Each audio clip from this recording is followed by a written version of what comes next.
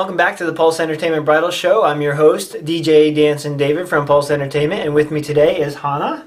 Hi. Hello.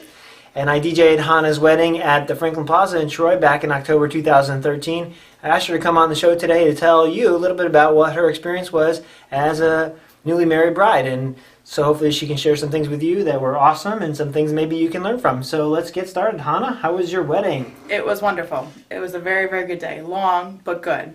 A long day? It was a long day. Mm-hmm. Planned for it ahead of time, so that was good, but it was a long day.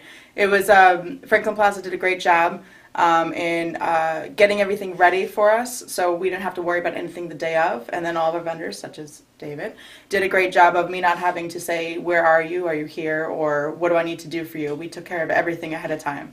So one of the things that our venue did that was very helpful to us was all of our pieces needed to be to them the Monday before the wedding. So that included anything for the ceremony, anything for the reception, any programs, anything that goes on the tables, everything needed to be to them by the Monday before the wedding. So our last minute rush of trying to get all that stuff ready happened the Sunday before the wedding. So there was no worry the week of, did I forget something the day of, did I leave something at home? All of that got taken care of 6 days ahead of time. So that left the last 4 or 5 days to get all the other stuff that I needed. So like bridal gifts, gifts for our parents, my parts and pieces for our outfits and for the girls' outfits and for the guys, their tuxes.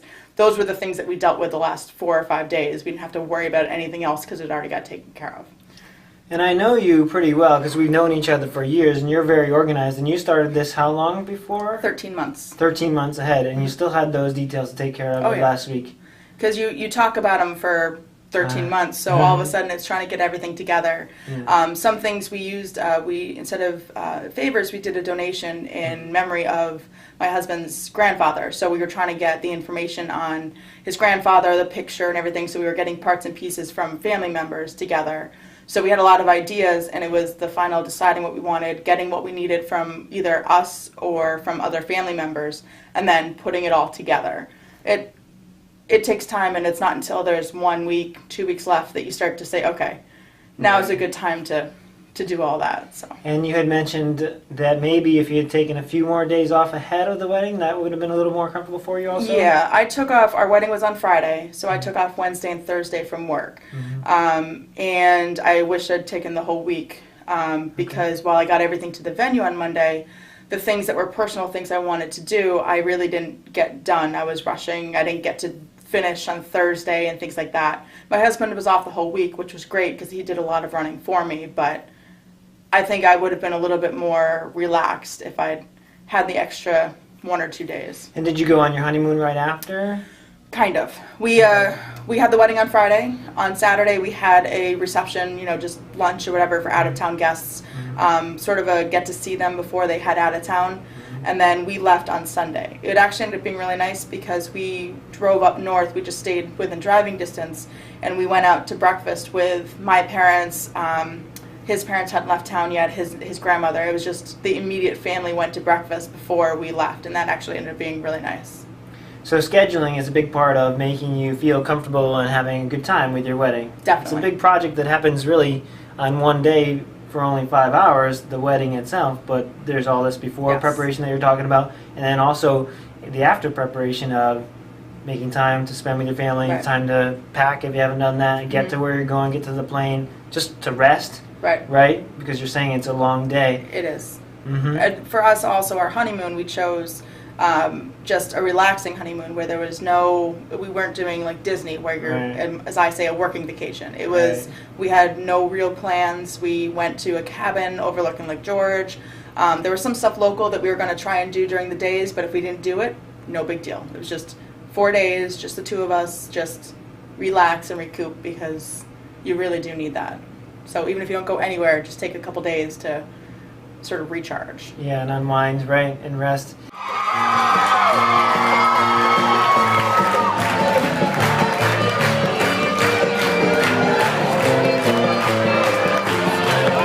And so let's talk a little bit more about the scheduling during your wedding. You had mentioned to me that you want to stay on schedule, and why is that important?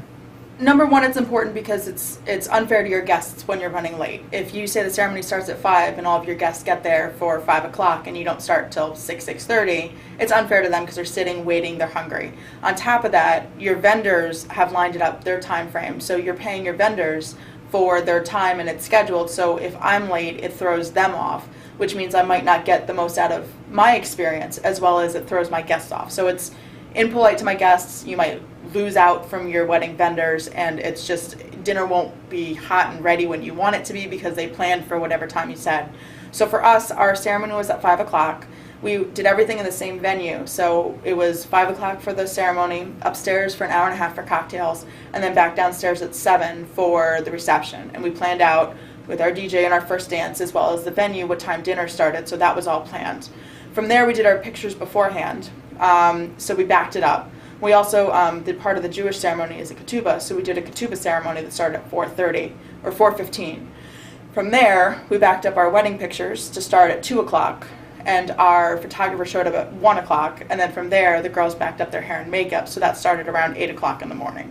So it's a very long day, and I was up early, which is fine, but it's also that we planned out enough time for all of the girls to get their hair and makeup. So when the photographer showed up, I was done with my hair and makeup. Everyone was, they were starting to pack up a little bit. The flowers were there, and they were starting to pack up. So really, they photographed my dress, and that allowed me about a half an hour to get into my dress, which took 10 to 15 minutes. You know, put on jewelry, and then put on the veil, take a couple pictures, and then we started around 2 o'clock. So it seemed like a long time, but it really, if you think about it, I had 5 bridesmaids, my junior bridesmaid, my mom, my mother-in-law, and myself, all to do hair and makeup. So it's a lot of people and a lot of time. Did you go to a salon, or did they come to your house? They came to us. They came to us at the hotel, which was wonderful. And it was included in their service, which was absolutely phenomenal. We had 2 hair people and 1 makeup person. And one of the things you mentioned before was that, before we came on the air, was that you actually scheduled some time in there for a downtime. So tell me about that. So our ketubah ceremony was at 4:15, and we allowed a little bit of leeway if we were a little late. We estimated that would take about 15 minutes. So that left us from 4:30 to 5 to relax, to chill, to go to the bathroom, to fix any hair and makeup, and just sort of take a deep breath and realize what just happened with the ketubah and then what you're about to do, which it's a pretty momentous moment. So it was a few moments for us to just relax, and then that also gave us a buffer if we were running a few minutes late that we would still be on time. After the ceremony, the yichud, which is again a Jewish tradition, is time for the bride and groom to spend 15 minutes or so by themselves, which we did do. So we took the first 10 or 15 minutes after we left the ceremony, we went into a separate room, and it was just me and my husband to sort of take a deep breath, say, oh my gosh, can you believe it, we're married, this is wonderful, and just sort of, again, realize the magnitude of what just happened, regroup, and then we spent some time with our bridal party before we then joined everyone for the cocktails. So I thought it was a great thing. Excellent. And it sounds really helpful, and it's especially helpful maybe for brides who haven't chosen a venue yet or considering whether to have the ceremony on-site or off-site. You know, working in the travel time and the downtime is super helpful for them to hear you say that. So thank you for sharing that. You're welcome. For me, it was also that not only was it having everything in one place, it's also there's a hotel across the street. So there was no I need car keys, there was no anything. It was walk across the street, go inside, everything happens there, and then you walk back across the street afterwards. So it was easy for us, it was easy for guests. There was no hassle, no nothing, just don't get hit crossing the street and try. So real quick, a couple things that you would like to recommend that other people do differently, and we'll just start kind of where you left off, which was after the ceremony, after the reception, what happened? So after the ceremony, we figured, because we're in downtown Troy and we have a bunch of cousins and friends that are all in the 20s and 30s, maybe some young 40-year-olds, we'd go out to a bar afterwards, sort of continue the party with all the young folk. And we'd sort of mention it to our bridal party and some friends and whatever, but there was no formal plan. So from where Franklin Plaza is there's about 3 bars within eyesight, so maybe a quarter of a mile at best from there. And one person led the charge and decided to go to a bar that was more than a half a mile in the other direction. So by the time we got back to the hotel, after gathering everything up and everything, and we were ready to join them, we said we're not walking that far. So we left it up to chance, and unfortunately the chance was that apparently everyone had a great time, but my husband and I said we're not doing that. So I would have probably put someone in the bridal party in charge and say, hey, this is where we want to go, or pick one of these 2 or 3 bars. Tell everyone this is where we're going, so that it stayed within walking distance or closer walking distance. Right. I would have done that. The other things that I regret is I didn't have a videographer. And I was thinking I was just going to have someone tape it on their iPhone, and I completely forgot. So I don't have a video of our ceremony, which I really regret having or not having. The other big regret is I did all my pictures with my family, which was wonderful, but I forgot about some of those other people that you just assume you'll get pictures of and you never do. So like we didn't get one with our officiant, which I would have loved to have had an actual picture of us standing there posing as opposed to just during the ceremony. And then there were like, you know, groups from college, friends or whatever that I would have loved to have a picture with. And my photographer asked, are there other people we should make sure that we get during the reception?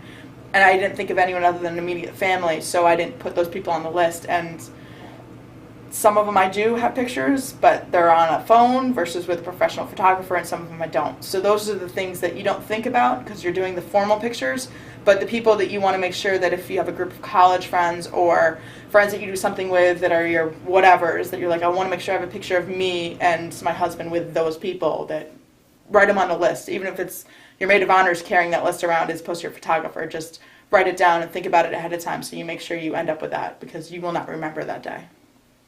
Awesome. So a lot of planning, a lot of writing down ahead of time, and you gave them lots of good things to think about, so I appreciate that. You're welcome. Let me just check our list to see if we covered everything. Oh, two more things really important, really important. So something that you didn't get enough of on your wedding day. Water. Drinking lots of water. How is that important? For me, I actually had a cold the week of my wedding, which was bad. The night before, you know, friends and family come into town, so we went out to dinner, or you're at the bar, they met you at the bar, you're catching up, you're yelling over music. I was already starting to lose my voice on Thursday night. Kept trying to drink water because I was conscious about it, but I did okay. On the Friday, I again was trying to do what I could earlier in the day. I didn't eat a whole lot, even though I was trying to. You're nervous, you just don't. So by the time we got to later in the night, I was again losing my voice, and people keep offering to bring me a drink, whether it was wine or water, and you'd either have one, you put it down, you forget about it, you're not thinking about it. So I ended up losing my voice again on Friday night, and my husband got dehydrated, and you just don't think about it. So it's a long day.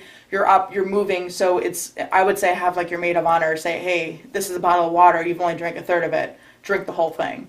And I know you don't want to go to the bathroom in the middle of the ceremony, but it is important to, even if it's after the ceremony, just drink like a whole bottle of water because you're probably going to need it. Excellent. So you mentioned going to the bathroom, so let's talk about that. It's a process. It's not that big a deal unless you don't like people helping you. So when you buy your dress, just think about it. Am I okay with my maid of honor, my sister, my bridesmaid, just knowing that once you get into most wedding dresses, you're not getting out of it until you're done with the wedding. So you can do some dresses will just zip up and be easy and done with. If not, just plan ahead that you know someone will be coming in with you. It's a little bit of maneuvering and not the most classy thing ever, but it is what it is. You look beautiful anyway, so don't worry about it, but just make sure that you love your girls and you're comfortable with them. Otherwise, plan ahead for something else. Awesome. Yeah. Thanks. So Hana, you were telling me that you did something unique that I haven't heard any of the other brides doing. Can you tell our brides about that? Sure. One piece of wedding advice that I was given was my friend and her husband, after their ceremony, they wrote down 3 things that they liked, their most favorite things about the ceremony. And I thought that was a great thing because not only did they have a record of what they were, but it made them stop and think about what just happened and pick out their favorite pieces. One of the things people will tell you about your wedding, and I agree, is it goes by so fast, you forget things as you're going. So I took that piece and I tried to expand on it, and I actually journaled from the day before right up through the wedding. So I journaled the night before about how excited I was, what happened that night, just what I was feeling. And then I journaled in the morning when we were getting ready, right before we got dressed and left the room. I journaled in between our ketubah ceremony and the actual ceremony, about what had happened, and again, my favorite pieces of that. And then I again journaled after the wedding. So by having all that, I in theory have a timeline record of my recollections, my favorite pieces, different things that people said to me. So it's a way of taking the wedding through you, and it imprints it on your mind so you remember that better as you go on. And I think that was one of the great things I've done. I haven't been good about keeping up with the journal, but it was a great idea for the wedding day. That's an awesome idea. And I was just remembering my wedding day as you were saying that. I was remembering watching the video a couple of weeks ago because we just had our 10-year anniversary. And remembering Congratulations. Thank you. The experience. I actually sang a song for my wife on our wedding day, and we do have video of it, and it's so compelling, and there's so much feeling and so much love in it. And so I was just thinking about that this morning, and so it's great that you have that record. Especially because we don't have a videographer, so I have some way to record it. Yeah.